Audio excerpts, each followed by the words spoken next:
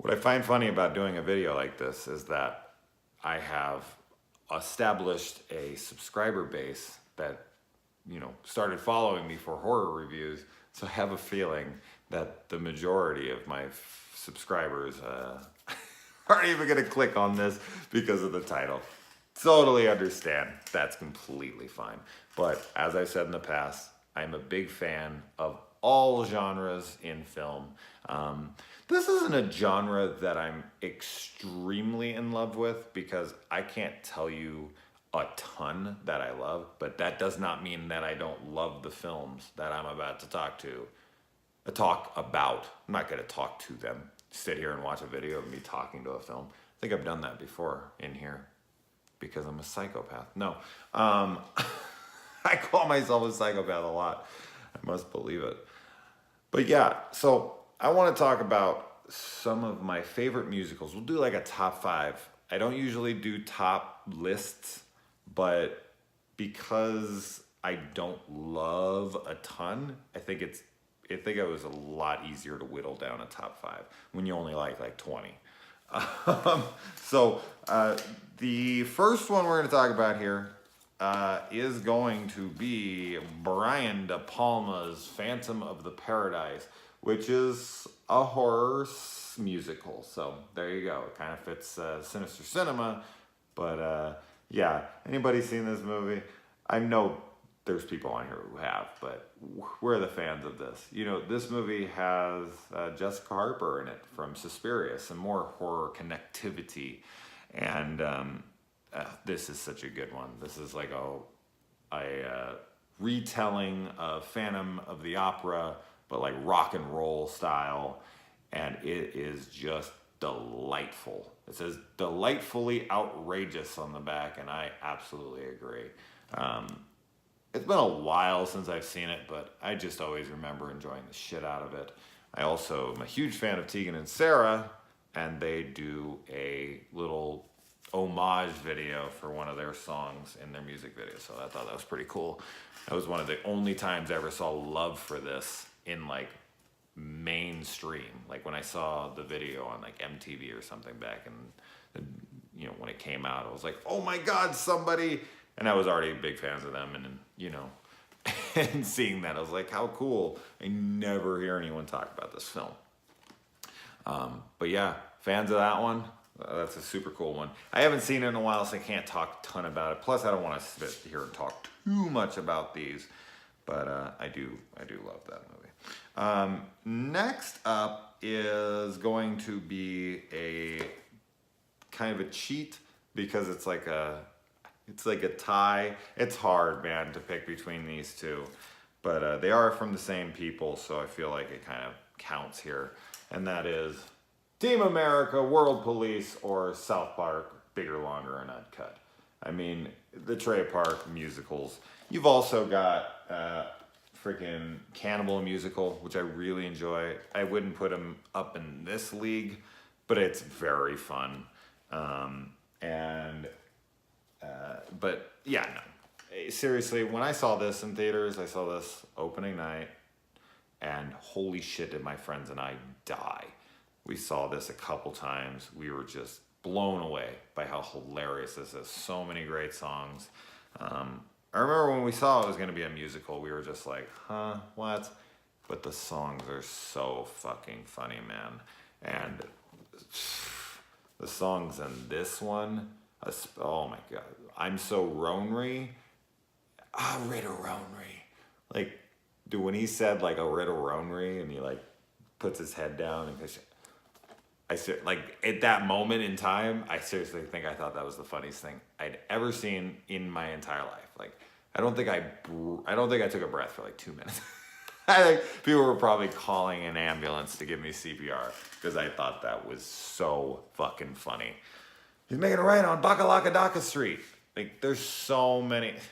Both of those are genius. I mean, I remember my dad telling me he was going to take my little brother to that. And he was like, yeah, we're going to go check out this movie. And I was like, Dad, no. And he's like, what? It's like, little puppets and whatever. I'm like, no. I'm sure they would have at the door been like, "Sir, you do realize," but I was laughing my ass off because I was like, "Really, you don't know that this is not for kids?" My dad is just kind of, he's a regular Joe. He doesn't follow films all that much. He has me, so I kind of tell him what's up, but he doesn't watch a lot of TV and whatnot. He loves going to the movies, but I just thought that was fucking hilarious. Next up is a film that was my favorite music for a while. That's not true. It was my second favorite musical because the next one was my favorite musical. Pretty much what got me into musicals, and it was the first musical that I absolutely loved when I saw it. But anyway, we'll get to that one in a minute. But for now, we are going to talk about a film that, was a huge part of my life for a while, and that was Moulin Rouge. This girl and I were dated for, oh my God, like almost 3 years. And it was just a film we watched religiously together. We had like a framed poster with lights around it on our wall. Yeah, I'm very sentimental and romantic and cheesy at times. But her and I, yeah, we just were crazy about that film, and we watched it all the damn time together. And yeah, it hit in all the right places. I loved all of the modern music that was put into it, and all the mashups and whatnot. Like, I could sing every freaking word from this movie. I haven't seen it in a long time now, but I watched it a ton back in the day. And yeah, I don't know, honestly, I feel like at this point, I'm sure we all have those kinds of movies where this is that kind of movie where it's a little hard to watch because, we're not together anymore and it was like our thing. So when I watch it now, it just feels weird kind of and almost depressing, but I still love it. I've watched it since we split up years ago. But I don't know, it just doesn't have that same luster as it did once because it was kind of our romantic thing, but it's still fucking excellent. I love the romance in it. Love the songs, love the visuals, love that Nirvana and stuff like that is in it. But yeah, anyone be a fan of that one? Anyway, so moving on. Now, this number 2 is a film that was my favorite musical forever. I mean, basically since I saw it back, oh my God, the movie's got to be, nearing 20 years old now. It's crazy. But I saw this in a little Nickelodeon, not on Nickelodeon, in a Nickelodeon in Santa Cruz, California. And I went in not expecting anything. Like, I was drugged there by this girl, and I was like, all right, whatever, I'll sit through this. And I just loved the fucking shit out of it. And that is a film, and before I show this, I know I'm Mr. fucking, anticipation here. But this was a film that I honestly never thought was going to get topped. Never. For a musical. I was just like, this will be my favorite musical ever. No, like there's nothing that's going to beat it. And it eventually got dethroned pretty recently. I'm sure you all know what that is. But anyway, that is Hedwig and the Angry Inch. I mean, I love this movie. It's hard to be like, oh, I love this movie, duh. I mean, it's my number 2 ever. But everything about this film is perfect and wonderful and dramatic, heartbreaking, beautiful. Got lots of great messages in it. It's got so many wonderful performances and songs and The Origin of Love. Holy shit. I can't even tell you how many times I've sang that song in my car at the top of my lungs, and I have no business doing that, but I don't give a shit. I'm infatuated with that song. I think it's incredible. But yeah, John Cameron Mitchell, who plays Hedwig in this, is also wrote and directed it, and it was a Broadway play. I think it's still running to this day. But I can't say good enough about it. I mean, it's so funny. There's so many fantastically witty, hilarious lines in this movie. So many quotable moments. The visuals are great. The costumes, all of that stuff. The performances. Michael Pitt. This is where I first saw Michael Pitt. He plays one of the main characters in this, and he's fabulous in it. They all are, but this is Hedwig's movie. And if you haven't seen this movie for some reason, you're opposed to musicals, give it a try. Give it 15, 20 minutes. If you're not into it, probably won't be into it, but my good God, is it wonderful and fucking great. Now, this one probably won't be any surprise because I bring it up on here a good amount, but for some reason, you guys haven't seen my channel before or whatever, and you're new or you just have no idea what the hell I'm talking about. This film blew me the fuck away when I saw it in theaters. Holy shit. I sat there the entire film mesmerized. I was staring at the screen and I'm not even sure I blinked the entire film. And when I left the theater, I drove straight home and I wrote an entire novel in like a week because I was so inspired. I was so touched. It really got to the core of me, and I have to say, it might be my favorite film of the decade. Like, I adore every fucking moment of this film, and I watch it a lot. Like, once a week, if not more. I always have it on, and I listen to the soundtrack way too much. And that is the incredible La La Land with Ryan Gosling and Emma Stone. Yeah, it just works for me. I guess I can't really talk about this without it being a spoiler, so I guess I don't have to. Yeah, I'd like to, because it's important to me. So if you haven't seen La La Land, I'd shut this off. I'm going to talk about the ending a little bit here, but there's my list of, you know, the top 5, 6 technically, musicals. But anyway, on to La La Land's ending. Throughout the whole film, I just love it. Everything's great. And I know a lot of people have a problem with the ending. Andrew Bagger, for instance, amongst other people that I know.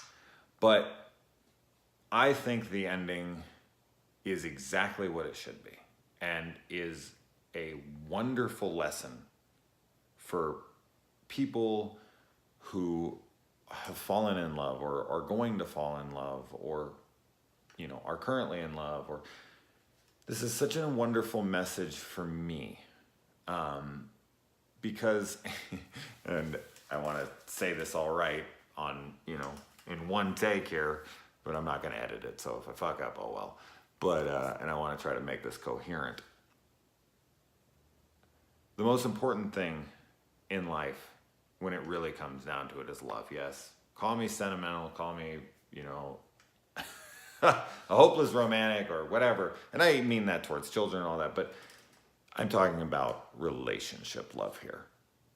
And, you know, these people are driven by their desire for what they want. They have these goals. They have these, you know,